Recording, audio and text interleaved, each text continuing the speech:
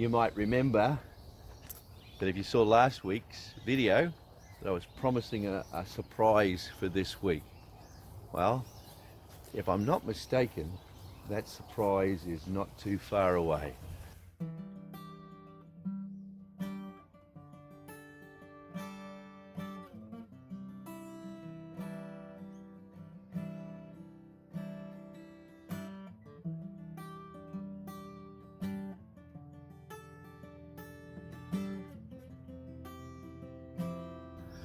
Well, g'day. I'm Roland Hearn, and this is a walk in the garden. You might remember that if you saw last week's video, that I was promising a surprise for this week. Well, if I'm not mistaken, that surprise is not too far away. And hopefully it won't take you long to work out what that surprise is. Hey, brother! Hey, Chang! How you doing, mate? Good, yourself? Doing great. The doing gatekeeper. Great. How you doing? Good. The gatekeeper. Hey. Thanks for having me. Hey, no worries. Come on through. I'm really excited. Yeah, man, keen. I love it. Well, mate, I'm so glad that you're able to come and help me out with this. Actually, no really, worries. really excited. Why don't we go and sit over here? Awesome. And then we can have a chat, eh? Well, here we are, as I said last week, a very exciting event, as you've just picked up. Chang has come for a visit, and the reason I'm excited about this is because about a month or a little bit more maybe, you and I were having coffee together, and you said that the idea of trying to talk about love in a way that could embrace people that were in broken situations would be something that you'd like to be a part of, and at that point I said, would you like to write me a song? And what did you say? Oh, I'd love to. See, and I just got overwhelmed, Shane. So then we started brainstorming, right? And we started talking about maybe we could do some of this together. And then the song that you write will become kind of the theme song for Walk in the Garden. And so we're going to feature a little bit of that towards the end. So hang around, don't Just a little disappear. bit, maybe. Mate, before we get into it, and all I really think it'd be good for us to do today, because having you sing at the end is going to be the feature, is just get a little bit of a feel for who you are, and then you know, really why we are trying to do this walk in the garden together.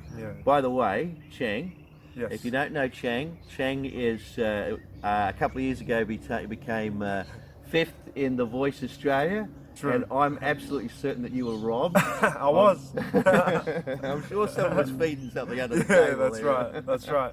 You were brilliant, mate, and I just loved how who you are came across, and that's actually why I felt like you were a little bit robbed, because it's so easy to put on a persona when you're performing. And and who you were when you were performing was who I know you to be. We've known each other reasonably well, I guess, for about 10 years now, haven't we? Definitely. And through all that time, we've had lots of good conversations and chats. So, what's your life like? It's a big question. Busy, oftentimes. So yeah, I do a bit of. I wear a few hats, as we do, and it's always been around just helping other people. So whether it was youth work, I did a bit of youth work in Resi Care. And people often say, if you're going to do youth work, start at Resi Care, because if you do that, you've seen it all. If you can survive that, you can. If you can. And so it was great. And I've always been drawn to people that have just struggled to, you know, to fit in, or to feel like they belong in a particular space or at home. And so yeah, I volunteered. Well, I volunteered once a month at a nursing home, just singing songs and sharing words of encouragement with some friends, and we were doing that for maybe 5 to 6 years until COVID happened. So a bit of that. I do music workshops for disadvantaged youth, ran programs at juvenile detention centers, youth and young adults pastor. I'm a father, a husband, a friend to many. So But- your wife is very much engaged in the music life with you, and I mean she's Yeah. very musically gifted, isn't she? And Nah, she is. maybe one day we can rope her into being a That'd be part of the nice. song. Yeah, That'd be cool. nice. And you got two amazing boys, haven't you? Yeah, Nathaniel and Emmanuel. Yeah, So cool. they remind us of what we're doing right and wrong. Nah, it's good. Chang, you know, a lot of people when they think about religion or think about Yeah. God, they think about structures. Yeah. They think about institutions. They may even think about hypocrites. They may even think about organized church trying to get advantage of people, and so Yeah. they kind of stay away from that. Totally. Except the reality is that both you and I have had moments in our life where we've experienced real brokenness. Yeah. And in that brokenness, it was the love of God that stepped into that place. And so, Yeah. so having journeyed through that, you come to a place where it ceases to be relevant or not whether you can convince someone to think about the world the way you do, right? Right. And what you end up wanting to do is be able to allow your life to embrace people in their pain, and for that to be the representation of God, and then allow God to speak into that space. Is that how you kind of see where you're at in your work life and in your music and in your ministry? Definitely. I mean, and the biggest, oftentimes I find people who have left church, you know, to pursue whatever it is that they pursued, or coming off bad experiences, has always been around the fact that, you know, the God that people talk about is the God that they don't experience through the relationships that they came across. And yeah, I'll never forget one of the first conversations I had with a friend in the music industry was like, man, all they talk about is love, and I see nothing but unloving, like, you know, actions. And for me, I'm like, you know, and they often say like, oh, you know, you're an exception to the rule, whatever. But for me, I'm like, no, I've been shaped this way because of genuine relationships that I found in church. And, you know, you see the bigger picture. Oftentimes, you know, it's easy to want to leave church because, you know, being a pastor's kid, you know, we were just saying a few weeks ago that some of the worst things I ever heard came out of the mouths of those that profess to be Christians. So I totally understand and can relate when people talk about their experiences, but as we stick to it, so to speak, we see it's much more than that. Yeah, I remember when I was like around 10 when I was around 10 years old, I said, oh, you know, my infinite wisdom, I was like, if I was to write a book, I'd write about how much I love God and hate the church. Because of my own experiences. Except that's really good, Shane, because that's a lot of people's experience, right? Yeah. And so the church, rather than becoming the resolution of pain, actually increases pain. And a lot of times it's through that dynamic that we've talked about and I've shared of shame, that you feel worse about yourself because you've been a part of a church. Yeah. And, you know, I've been involved in church leadership, you know, for a long time now, and you have yourself, and you've almost completed a Master of Divinity, right, at FTC. Almost. You're one of Rob Fringer's favourite students, right? Oh yeah, I'm his favourite. If you saw Rob Fringer a few weeks ago, he's to blame for Chang. So he's almost Sorry, there, Rob. Sorry, Rob. But so we know that side of the church, and there's reasons to see some good things in that part, but that's not where people live, and it's not what helps people. Yeah. And so for me, the walk in the garden is about trying to create a safe space for people to think about the issues of love and their own pain and their own struggle, and contemplate that maybe there's an actual journey that you can take that will lead to a place of safety and love and grace, and that's what I'm thrilled that you might be able to help me in, because I'm pretty sure people haven't noticed, but I'm a lot older than you, and appeal to a different set of people. Brothers. We obviously appeal to a different set of people, but you know, I remember years ago when I was a young man, I was selling used cars, that I was in a used car lot and I was sitting with one of the other salesmen, and he was sitting there, and I wasn't a Christian at the time, but had been brought up in the church, and Right. so I knew all about it. And and he was looking out the window, and he said, "There's got to be more to life than this." And it really struck home to me because I knew that he was speaking from his real heart pain, and I had an awareness there was something else, but I had no way of being able to shape that in a way that would seem viable to him. And across the years, I think that that's part of the place that I've walked. But I'm now at a place, and I think we share this, where it has nothing to do with convincing people they have to think a certain way, right? That's right. Or be a part of a certain church. Or now you and I both belong to the same church. We love it. We think it's got a great representation of who God really is. But it's not about trying to get people to be a part of a certain church or even think a certain way. And we were talking about it just before, we believe in this wonderful idea that God's love is at work in the world long before people ever respond to it, right? And there's a name for that, it's called prevenient grace. But that means that if we can just somehow create a space where people can be invited into that space of love and forget the whole mental game that goes along with it, that would be wonderful, wouldn't it? Yeah, that's right. I've often said, there's two types of people, and that's Wesleyans and not yet Wesleyans. Right. But I was convinced from a young age that, obviously knowing that, God works in all lives and in all people, but I was convinced from a very young age that, there were those that walked in a non-official or non-traditional way of thinking in line with the church, but there were those that I came across in my life that seemed to be leaning towards the same spirit or following a particular spirit that I was like, man, these guys are like following they're on the same path as me, but they didn't do as I did, or use the same words, but their heart was crying out. The heart was crying for the same thing. And I think that's what I love about this and why I wanted to be a part of it, because if people saw the truth and understood that the God we believe in is more than just reflected in Facebook posts from Christians or political world or social media, which drives embarrassing sometimes. Like you said in another episode, like, it just makes you not want to be a Christian. And especially when it's not even secondary, third things that we even believe in. It's just things that culturally people talk about. That's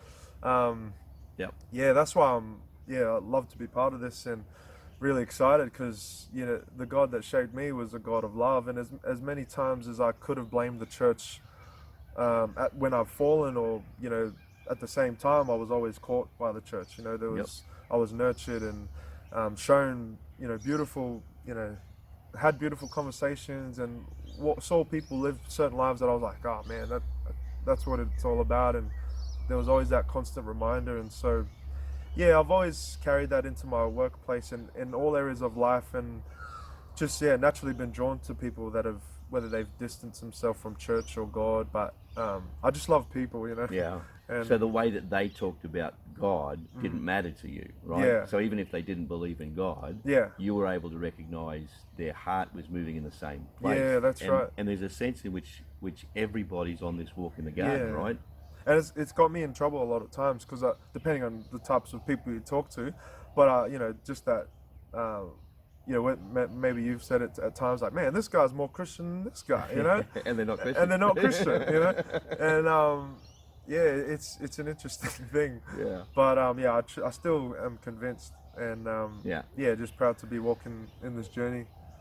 So let me just pick up on one thing that you said before. You said that you're a Wesleyan, we're a Wesleyan. It's great to be a Wesleyan. Let me just frame that. Wesley wrote lots of stuff about 250 years ago, and he is probably one of the most significant influences in our lives. He was very big on equal rights, justice in wherever it applied to, gender equity, all of those really good things that we're struggling with in the world today. 250 years ago, he was saying remarkable stuff. He was anti-slavery.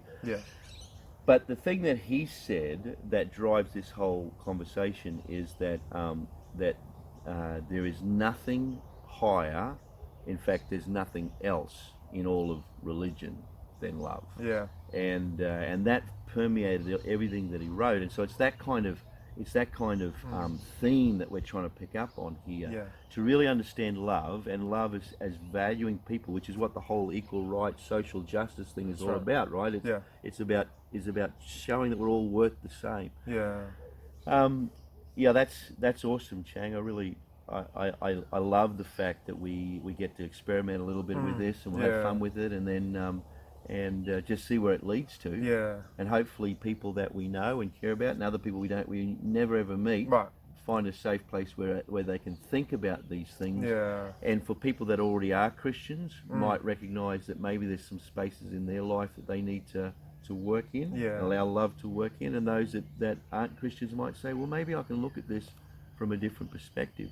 And ultimately, as we're involved in the church, our desire is to see the church move towards being a place of embrace, not judgment. A place where people are safe to be themselves and discover love and healing in the journey of their life. So the church itself becomes a walk in the garden. That'd be pretty cool, wouldn't it? That's the goal. Yeah. Awesome. And so because I've even said, like, my life's mantra is, to be a contagious spirit of love. And when I've worked with abused youth, or homelessness, dealt with people with mental health issues, the number one thing that's helped them to be transformed is not the perfect plan, the right strategies, the right money or the right housing. It's actually been, out of all the young lives I've seen been transformed, it's through love. Yeah.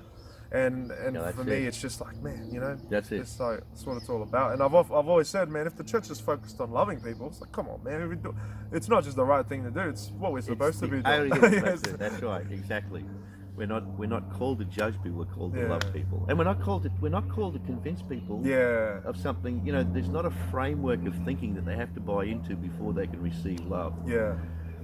Well, that's awesome, Chang. So, how about we go and hear a few bars of your song? Yeah, no, sounds good. All right, cool. I love you, mate. You're awesome. Love you too. Thanks.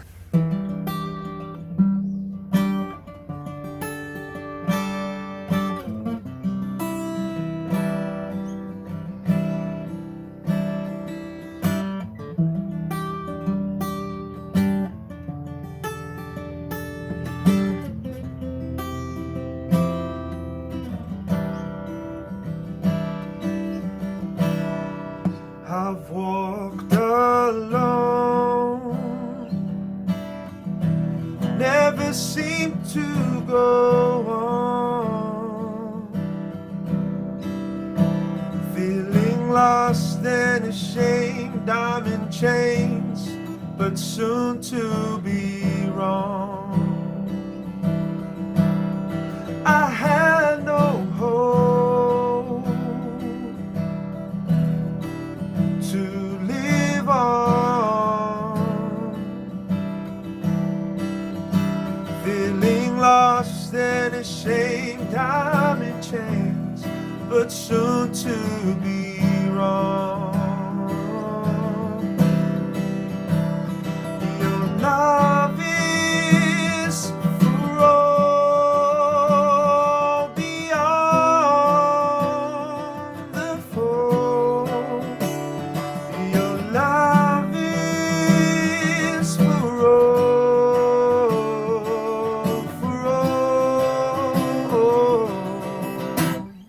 Your love is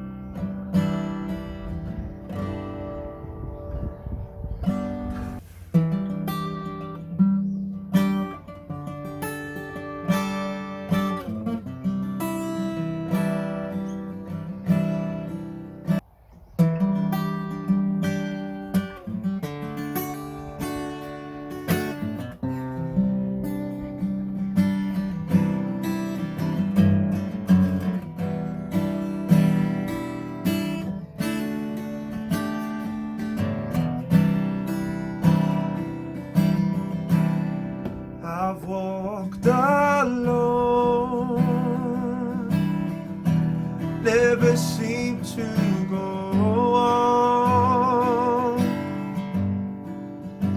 Feeling lost and ashamed, I'm in chains, but soon to be wrong. I had no hope to live on. Feeling lost and ashamed, I'm in chains, but soon to be wrong. Your love is for all, beyond the fall. Your love is for all, love is for all. To know I am loved is to know I'm enough. What you say heals my pain.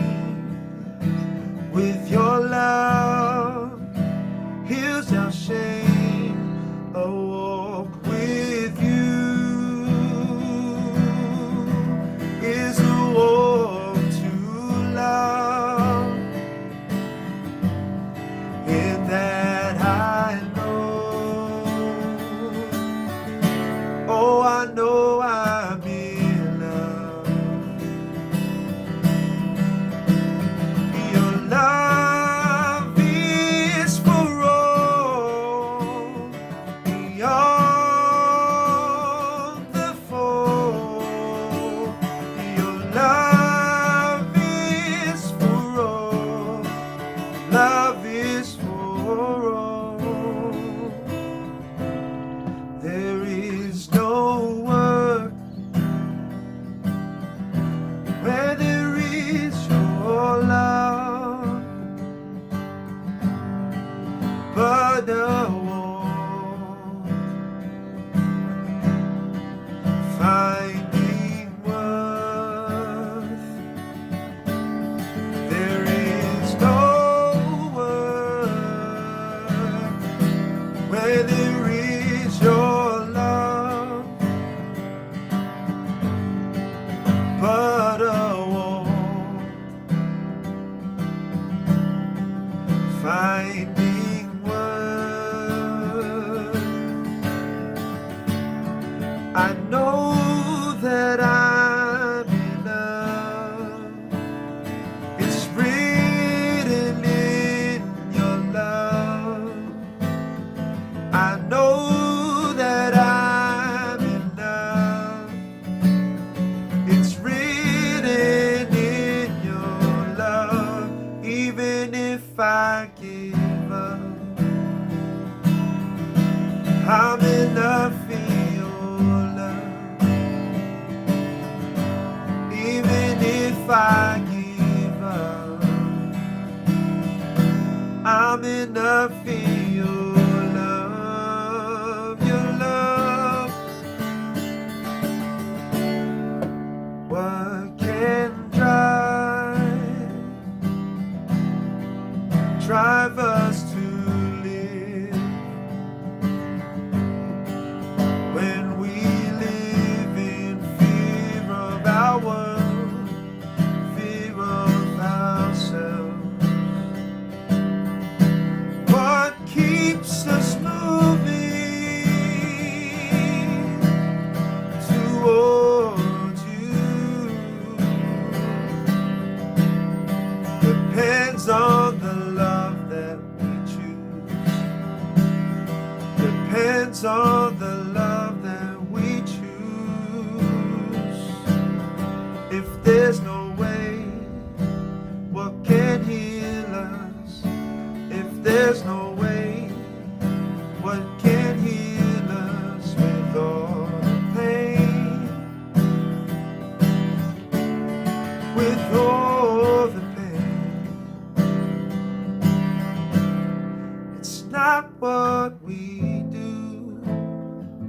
that draws you close, but who we are and what you know. It's not what we do that draws you close, but who you are and what you know. It's not what we do that draws you close, but who we are and what you know.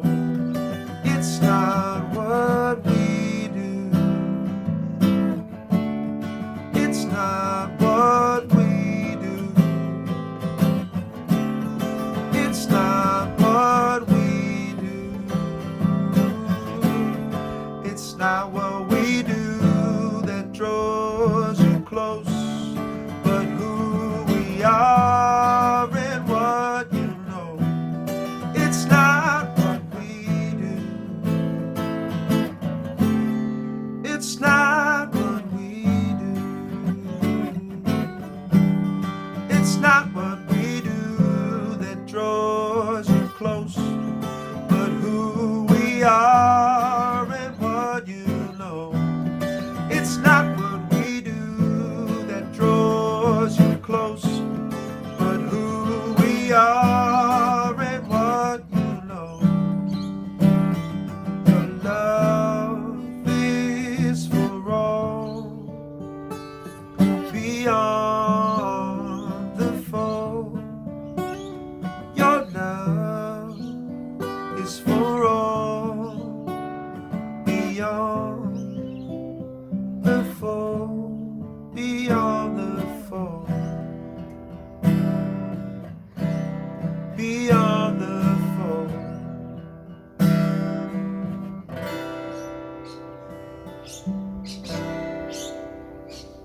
That's beautiful. Chang, mate, thank you so much. That was absolutely beautiful. Man, I can't wait till we can do something with that. Yeah. That was awesome.